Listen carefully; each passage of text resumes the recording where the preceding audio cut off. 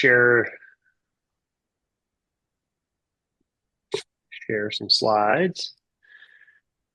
Yeah, so thank you for inviting me today to talk a little bit about KCS Knowledge Centered Service and intelligent swarming. And feel free to pause me, ask questions as we go. I'm Matt Seaman, the Executive Director of the Consortium for Service Innovation. We're the organization that maintains, developed KCS and Intelligent Swarming. So all of what we do is based on our membership. We're a corporate not-for-profit alliance of companies. We have about 70 member companies. This is a list of a few of our member companies that are at the higher levels of membership. And the consortium is only 6 people on staff.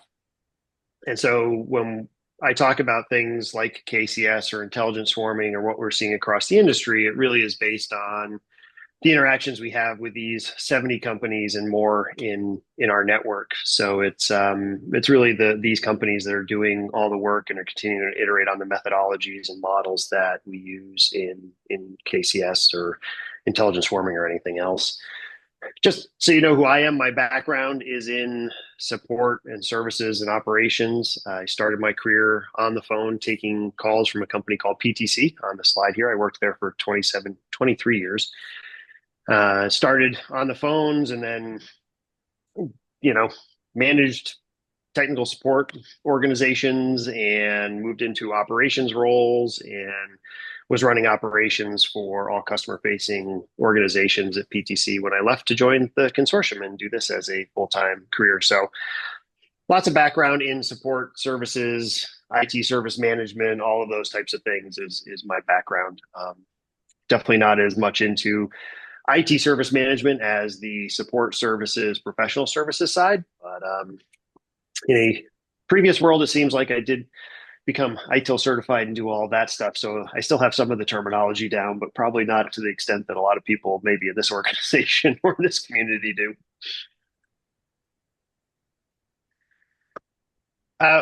One of the things that we like to talk about is that context is as important as content. So to set a little bit of just context on how we think about services and what we're trying to accomplish as any organization within a company. And this is a definition that our membership has used for many years now on what we're trying to achieve, which is really having customers realize the most value and success they can with our products and services. So if we're really in any organization in a company, we want people buying stuff from us or using the stuff that we sell to be successful with that. And I use this with sales organizations, IT organizations, service organizations, marketing organizations, human resources organizations, because at the end of the day, we're all really in service organizations. If we talk about HR's job is really servicing the employees of the company, making sure that the employees of the company are successful. If you're in an IT organization, right, your role is making sure that the company has the infrastructure in place, the applications in place to make all of the people doing their job successful. If you're in a technical support organization, it's maybe more customer facing and making sure that they're realizing values with your products and services. So when I talk about KCS and intelligent swarming, this is a bit of a backdrop of what we're trying to achieve is how do we make our customers successful as well as our employees successful, our organization successful. How do we work in a model to do all of that? So we have quite a bit around this, but this is one of the base things that we kind of talk about. Does that ring true with people in terms of how you look at your world? Mm-hmm. Yeah. So when we think about what we're trying to accomplish, so and you'll see this a little bit later, but we talk about work as work. So any work that we do is additive to the company. And so whether that work is working on a service request, account creation, security breaches, installation of software, dealing with outages, dealing with whatever, to get that work done, what we talk about is we really want to be connecting people to content for known issues. We don't want to be having highly skilled employees and people working on stuff that's already been solved. In the course of doing work, we want to be capturing the experiences of our users, the insights they have, the problems they're having, but we want to be doing that very much in the workflow. So we want to be capturing what's going on in the workflow. We'd like to be motivating people to contribute to overall success. Measures are always on people's minds, and we really try to get people to, when they're thinking about measuring what people are doing, be very cautious about thinking about what are leading indicators and lagging indicators. And if you put goals on leading indicators, they really don't work as an indicator anymore. Because if you tell me to do something, if you tell me to close 10 service requests a day, I'm going to close 10 service requests a day. Does that mean I'm doing a good job closing those service requests? Who knows, right? So being very cautious about how we motivate people to contribute to overall success versus doing some sort of an activity. And we want to tap into the collective skills and competencies of all of our people. And so when we do a lot of these activities, we get greater customer success, employee success. We're more operationally efficient. We've developed career growth for people. We build adaptive organizations. We're huge fans of double loop models in the consortium because double loop models are self-healing if they're done well. So when we think about continuous improvement, we're huge fans of double loop models because if you have a double loop model, then you can correct things in the process. And a lot of our methodologies are built to be double loop models. So what I'm going to talk a little bit about today is KCS and intelligent swarming. So, if we do KCS and we do intelligent swarming, these are two methodologies.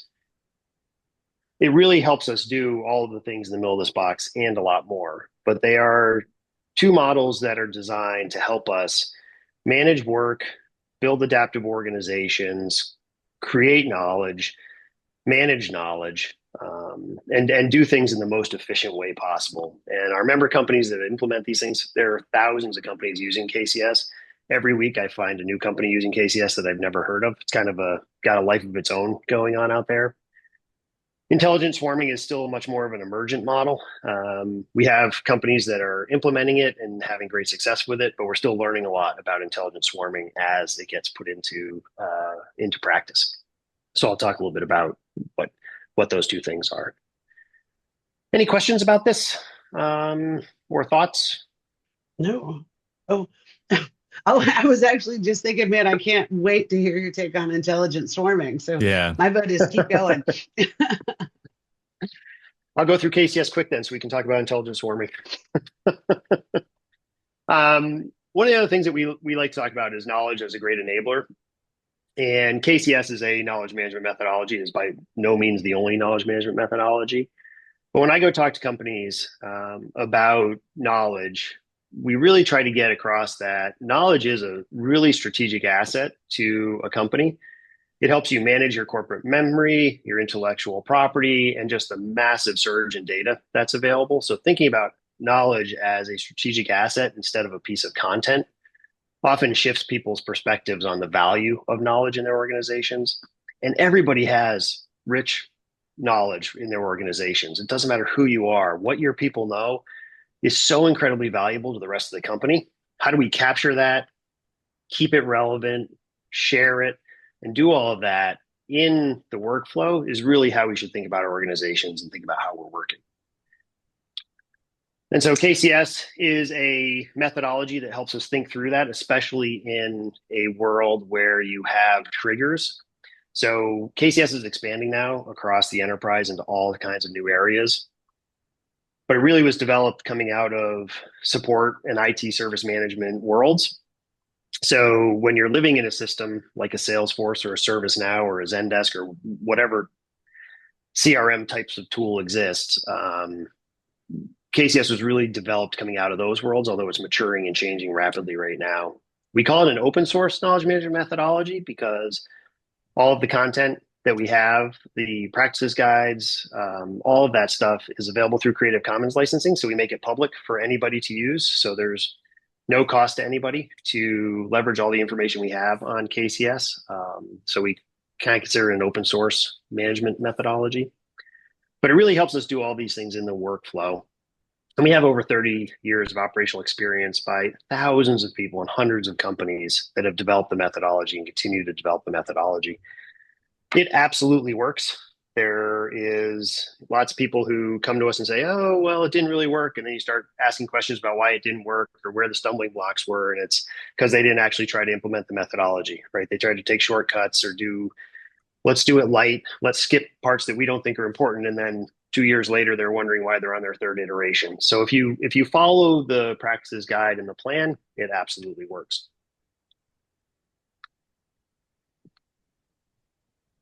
As I mentioned, it's a double loop model. So it's made up of the solve loop and the evolve loop. And the solve loop is very much reactive. It's all the kind of tasks that you would do in how are we going to capture knowledge in the workflow? What does the structure look like? So what's the content standard? What's the format that we want the knowledge in? What's the activity of reusing the knowledge? We like to say search early and search often. So as soon as I'm starting to work on something, I should be searching my knowledge base and then improve it based on reuse. So as we're reusing knowledge, we should improve the knowledge. And one of the big things about KCS is that we all collectively own the knowledge base. So I may create some knowledge, but then if, David is using the knowledge and finds that there's a mistake in the knowledge, or he has uncovered some new information that would be valuable, he either fixes it in the flow if he has the right permissions to do that, or flags it for somebody else to fix it. So we like to say that everybody should collectively own the knowledge. So the solve loop is very much all of these tasks and activities to capture, structure, reuse, and improve the knowledge in the workflow.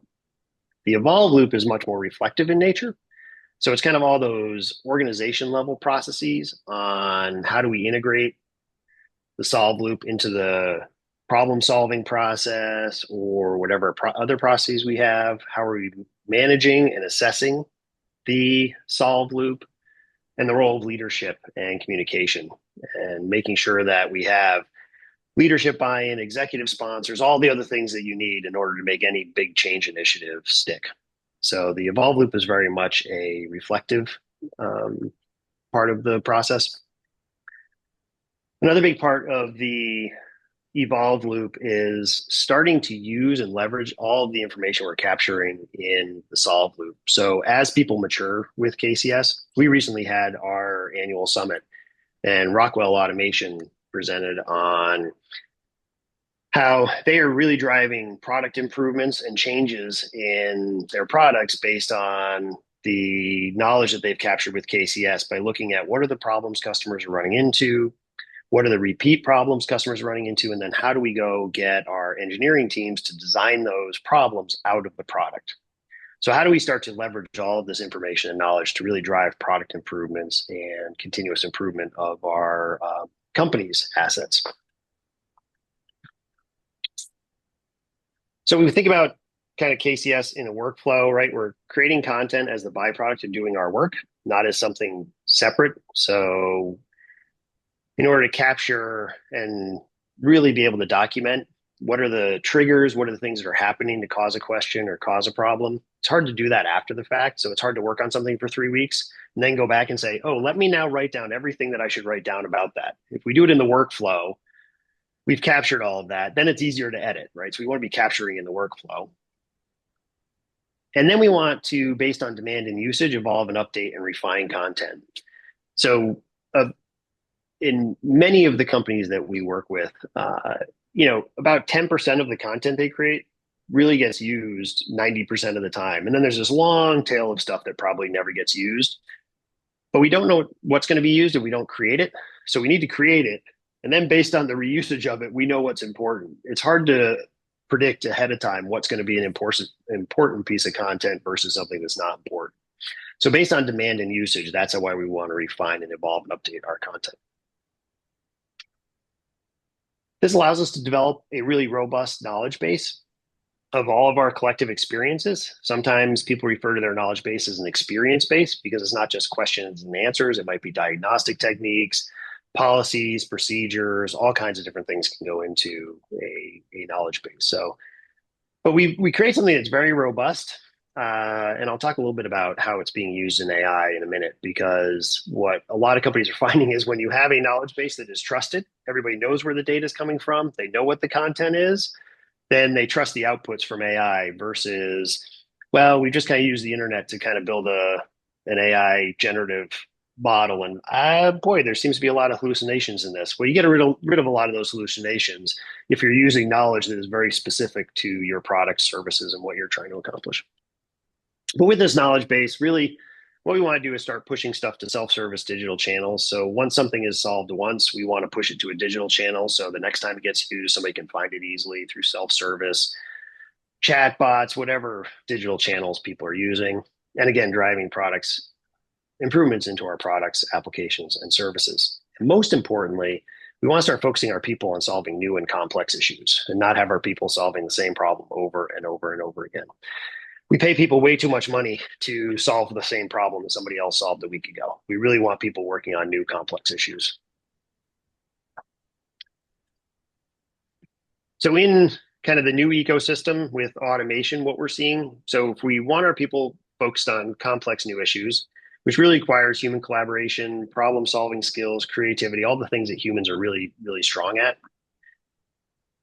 KCS is a model that helps us take, as we're solving new things and we're reusing content, to really build that structured knowledge base, right?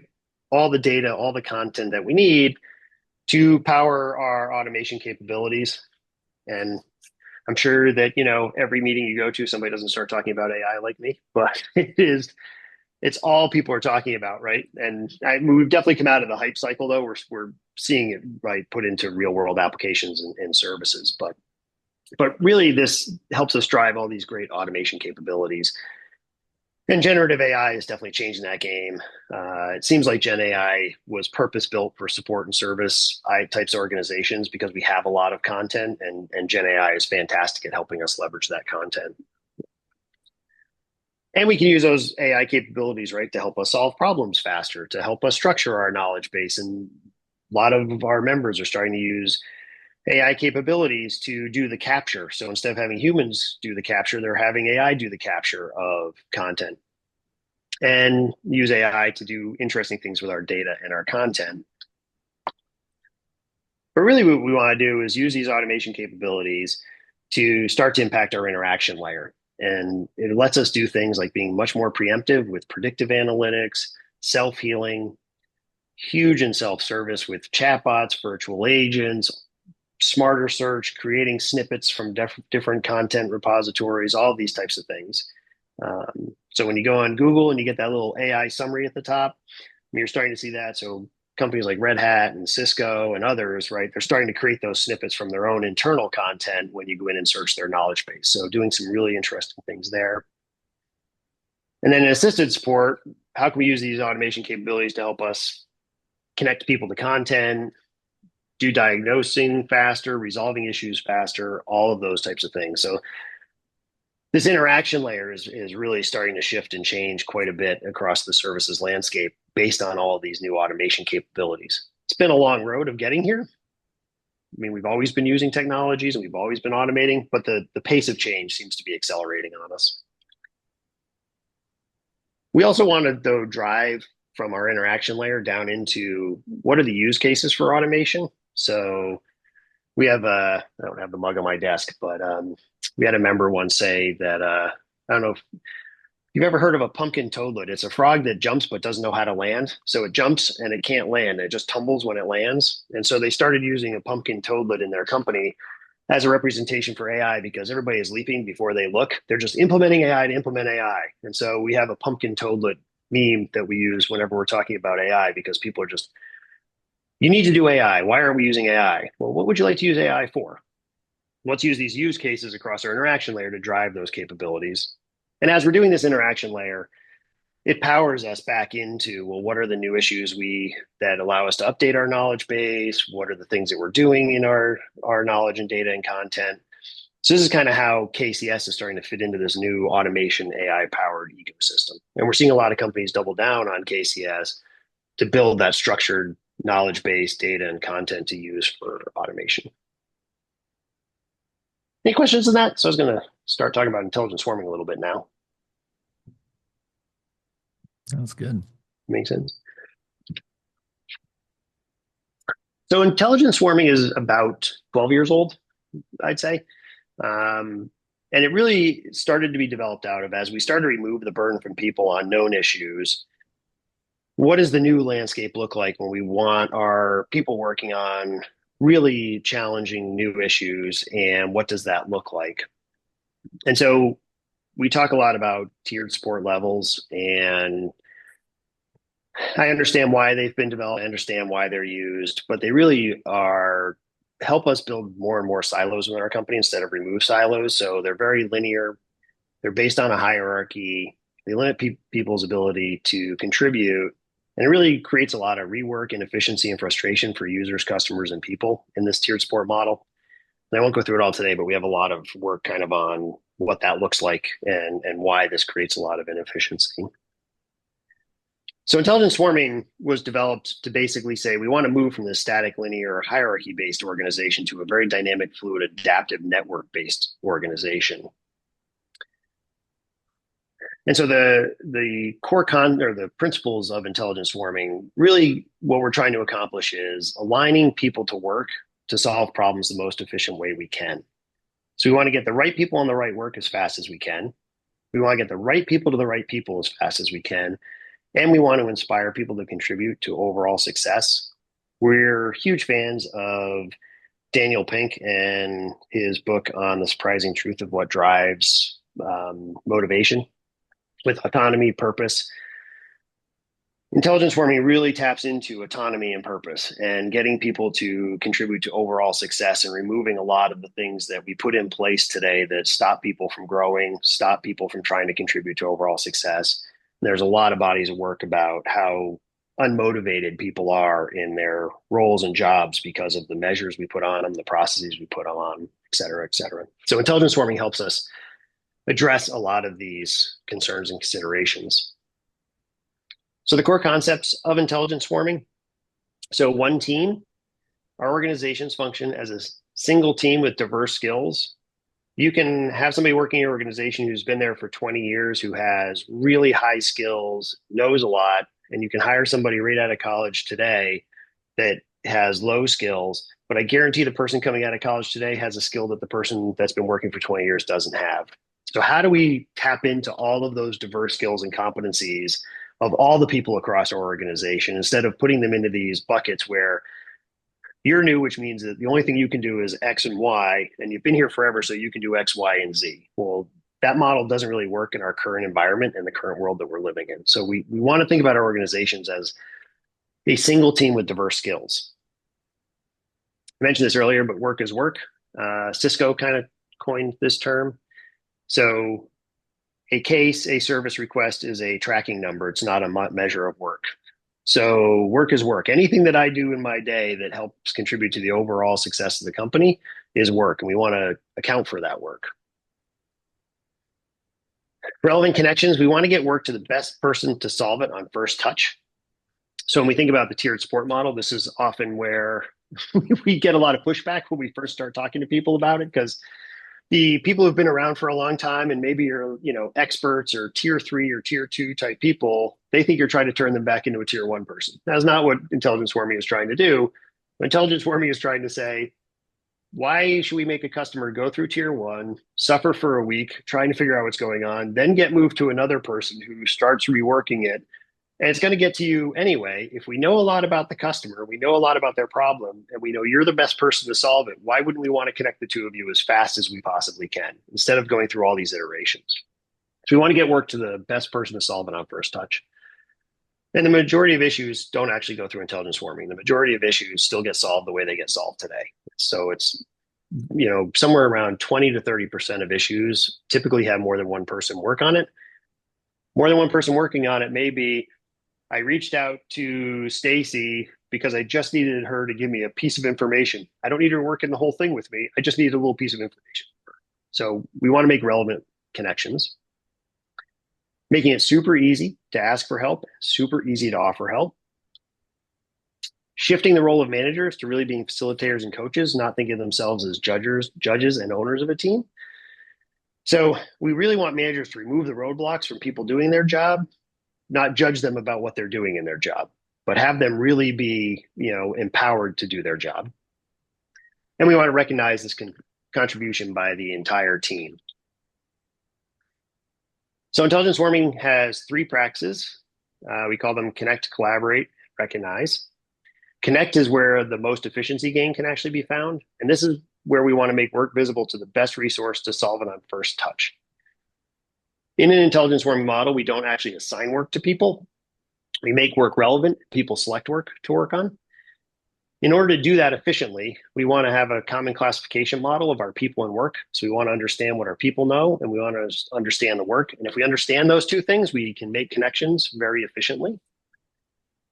And we want the work that's visible to me to be highly relevant to what I'm working on, or highly relevant to my skills, highly relevant to what I'm developing.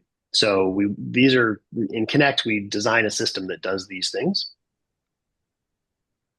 In Collaborate, we want to make it easy to get help or offer help to anyone with the knowledge. So how do we make it as easy as possible to raise my hand to ask for help, but also how do we make it easy for me to offer help to other people? And one of the big shifts we see with more senior resources who have been around a long time, when we start to get resources like that to understand that your role in the company is actually transferring your knowledge to new people, we can do that very efficiently through an intelligent swarming model, because we want you to get your skills and your knowledge out to the rest of the organization, not hoard it and have that be your value. Your value is actually sharing what you know, not what you know. And then we want to recognize people's diverse skills and competencies and their history of contribution. We talk a lot about reputation models from communities and how reputation models are done in communities as a recognition model for intelligent swarming. A lot of companies are pretty leery about using reputation as a measuring system within a company. What Autodesk has done, they've just finished a massive implementation across 400 people of intelligent swarming, and they've created what they call an influencer model, which takes into account how people are collaborating, how they're contributing to overall success, how successful their customers are, things like that. So it's an interesting twist on the reputation model. And intelligent swarming has a lot of comparisons to thinking about an agile organization.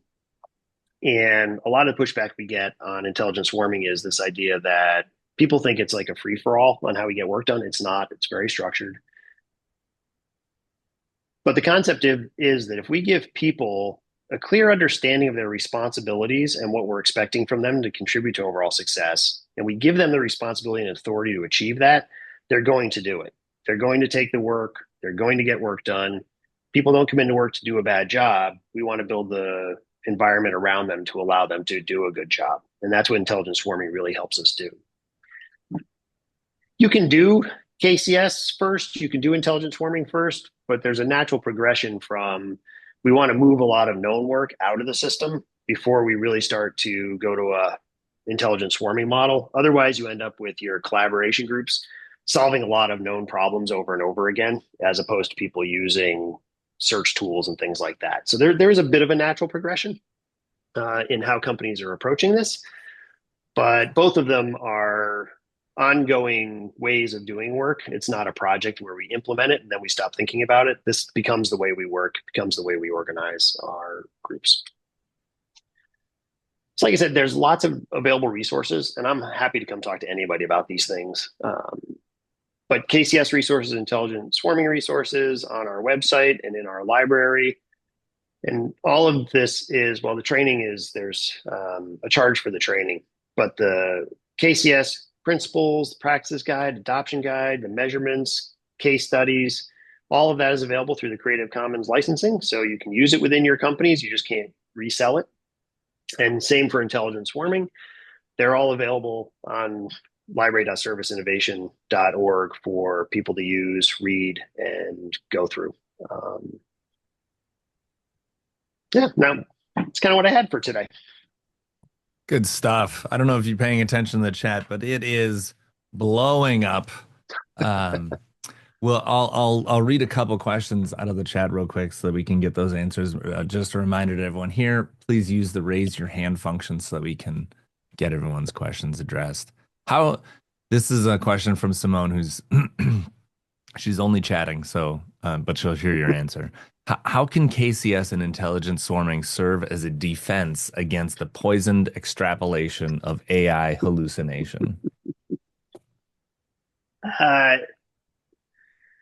First of all, if you are training your AI with knowledge that is very specific to your company and using a RAG model for training your models, then you get far less hallucinations than you do using like open source Gen AI, Chat GPT type of things. So it really can help you make sure that things are accurate. What we're also seeing though is most of the members that are doing things like this, they still have, they call it human in the loop, which I think is you're seeing in a lot of places. But very few people are allowing AI to create answers and just publishing the answer without some sort of human oversight. Now, I think that will change. I don't think that will last forever as AI gets better. Um, but hallucinations are real. And depending on what companies are doing, they're reporting anywhere from 20 to 50% hallucination rates still in some of their AI answers. So I don't think we've solved the hallucination, but if you are using very specific content that you've created applicable to your scenario, the hallucinations are a lot less than they are when you don't do that.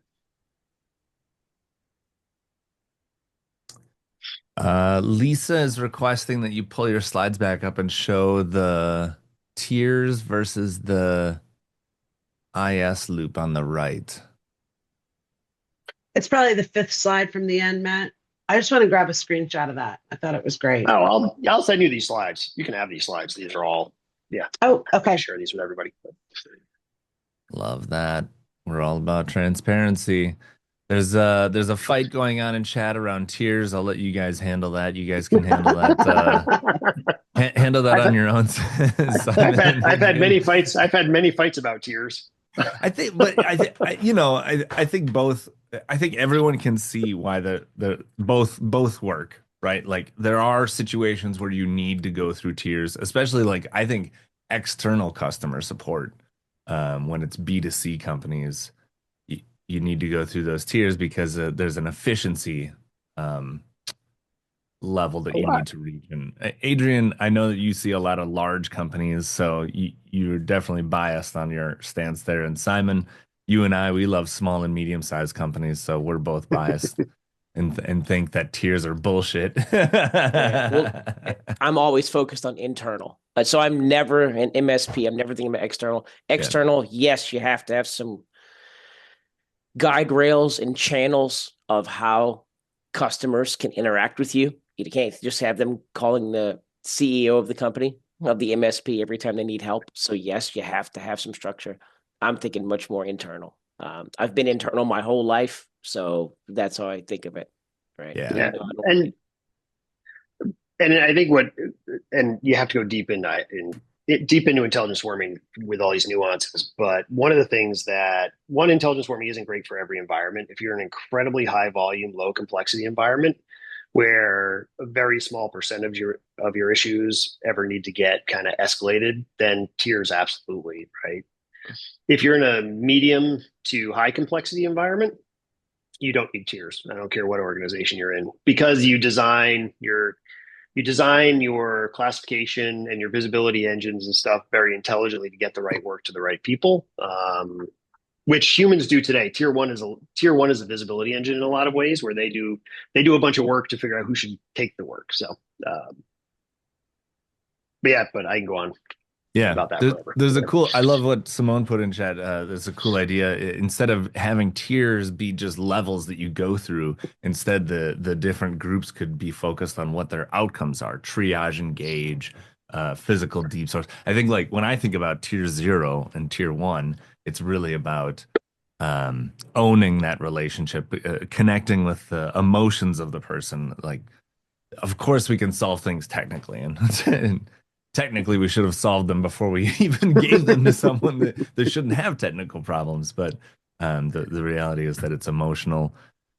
Some really good comments in here. Doug pointed out that psychological safety is super important in both of these scenarios because giving up your knowledge is hard to do, knowing that that's probably the only thing keeping you employed in some cases. What would you say about that, Matt? What do you think are the foundational requirements of an organization to adapt these two things? Because they're kind of cutting edge, right? Yeah, and there is a culture change that has to take place. So when we go talk to people about implementing these methodologies, one of the first things we like to do with them is a bit of a cultural investigation. So are you in a super hierarchy based organization or a less hierarchy based?